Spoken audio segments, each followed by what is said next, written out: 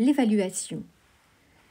L'évaluation est un moment important parce que d'une manière générale, c'est une démarche qui va viser à faire connaître les résultats de notre action de formation par rapport à ceux qui étaient attendus.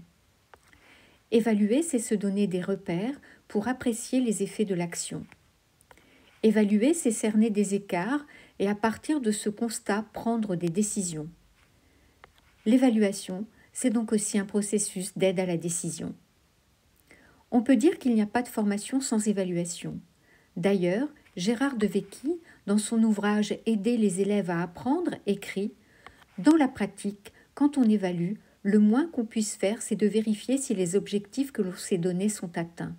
On peut être contre les notes, mais difficilement contre l'évaluation. » L'évaluation, c'est un moment important pour différents acteurs. Pour l'apprenant tout d'abord, elle lui permet d'être informé sur ses acquis, leur étendue par rapport à des critères connus, sur des points à perfectionner, approfondir, sur son comportement observable par rapport notamment à des critères d'acceptation professionnelle.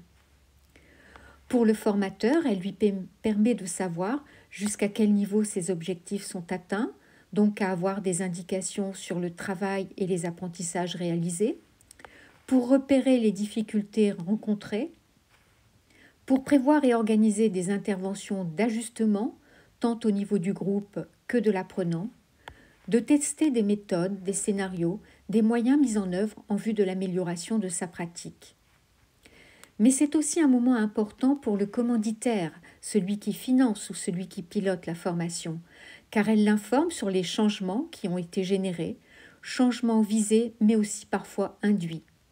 N'oublions pas que l'évaluation a également pour fonction non seulement de vérifier l'atteinte des objectifs pédagogiques, mais également de mesurer les effets produits par la formation, de vérifier l'adéquation de la formation par rapport au public, le degré de satisfaction des apprenants, la pertinence des moyens mis en œuvre, qu'ils soient humains, financiers ou matériels, de rendre compte aux différents acteurs et bien entendu d'améliorer les actions à venir.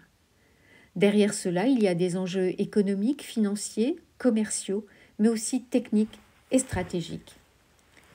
En résumé, pour l'apprenant, l'évaluation va l'informer sur la gestion de son apprentissage.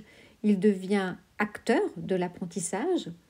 Pour le formateur, elle va l'informer sur la gestion de l'action de formation et pour le commanditaire sur la pertinence de l'action par rapport au changement attendu. Elle intervient de ce fait à différents niveaux en fonction des acteurs qu'elle concerne.